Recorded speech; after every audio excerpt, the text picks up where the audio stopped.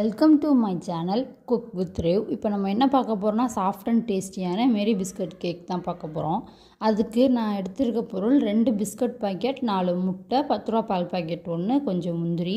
நான் ஒரு பிஸ்கட் பாக்கெட்டுக்கு 2 முட்டை, 2 பிஸ்கட் பாக்கெட்டுக்கு 4 முட்டை அந்த இதில் எடுத்திருக்கேன். ஒரு மிக்சி ஜாரில் பிஸ்கட்டை நல்லா உடச்சி போட்டுக்கணும். அதில் முட்டை ஆட் பண்ணிக்கணும்.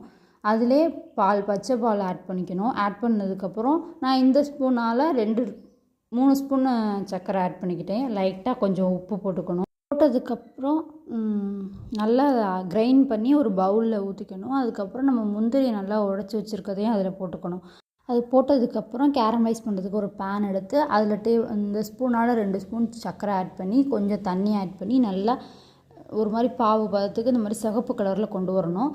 கொண்டு வந்ததுக்கப்புறம் நம்ம எதில் கேக்கு செய்ய போகிறோமோ அதில் அந்த கேரமலைஸை ஆட் பண்ணி இந்த இதையும் அதில் ஊற்றி வச்சுக்கணும். ஒரு இட்லி பாத்திரத்தை எடுத்து அதில் தண்ணி ஊற்றி இந்த மாதிரி ஸ்டாண்டு வச்சு நம்ம வேக வைக்கிறத எடுத்து உள்ளே வச்சிடணும். உள்ளே வச்சு ஒரு பிளேட் போட்டு க்ளோஸ் பண்ணி அதுக்கு மேலே அந்த இட்லி பாத்திரத்துக்கு மூடியும் வச்சு க்ளோஸ் பண்ணிடணும்.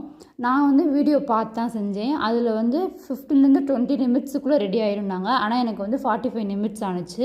45 நிமிட்ஸுக்கு அப்புறம் எடுத்தோம்னா இந்த மாதிரி வந்துடும்.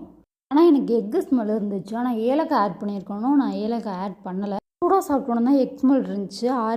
ஆறினதுக்கப்புறம் சாப்பிட்டோம் டேஸ்ட்டாக இருந்துச்சு. டேஸ்ட்டான கேக்கு ரெடி.